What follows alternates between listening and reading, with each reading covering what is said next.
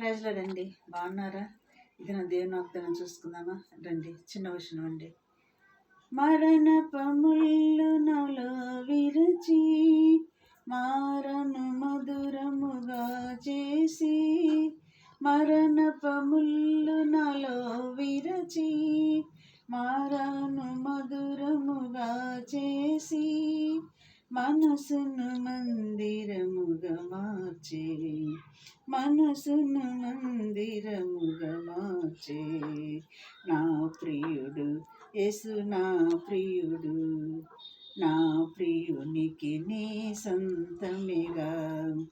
నా ప్రియుడు నావాడు, నా ప్రియుడు నావాడు, నా ప్రియునికి నీ సొంతమేగా.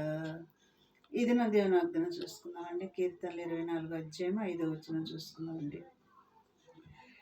వాడు యెహోవా వలన ఆశీర్వాదము నొందును, తన రక్షకుడైన దేవుని వలన నీతిమాత్యమును నొందును. ఆయన ఆశ్రయించువారు యాకోబు దేవా నీ సన్నిధిని వెతుకువారు అట్టివారే. ఎవరి ఇల్లు? దేవుణ్ణి ఎత్తుకువారు, యాకోబు దేవుణ్ణి ఎత్తుకేవారంట. మరి ఇక్కడ దేవుడు మాట్లాడుతున్నాడండి. దావీదు భక్తుడు చెప్తున్నాడండి. దావీదు రాసిన కీర్తన ఇది. వాడు యెహోవా వలన ఆశీర్వాదము నొందును. ఎవరి వలన ఆశీర్వాదం నొందును? తన రక్షకుడైన దేవుని వలన నీతిమాత్యమును నొంది ఆయన ఆశ్రయించిన వారేనంటారు. ఆయన ఆశ్రయించిన వారు, నీతిమత్యములో నడుచుకున్నవారు, నీతి మార్గములో నడుచుకున్న వారే యెహోవా వలన ఆశీర్వదించబడతారంట.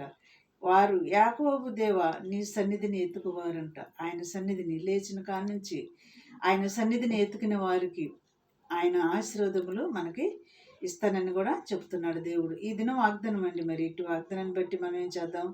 ప్రార్థన చేద్దామా? యాకోబు దేవుడిని మనం ఆశ్రయిద్దామా? ఎతుకుదామా? ఆయన సన్నిధిని వెతికి ఆయన రాకడ సిద్ధపాటు కలిగి ఉందామా? అయితే కళ్ళు మూసుకోండి. స్తోత్రములు ప్రభువా. నాయన అయా నీ సన్నిధి వెతికి నిన్ను స్తుతించుటకు, నిన్ను ఆరాధించుటకు నీ కృప మాకు దయచేయమని నజరేయుడైన యేసుక్రీస్తు నామములో అడిగి వేడుకొంచున్నాము తండ్రి. ఆమేన్. God bless you.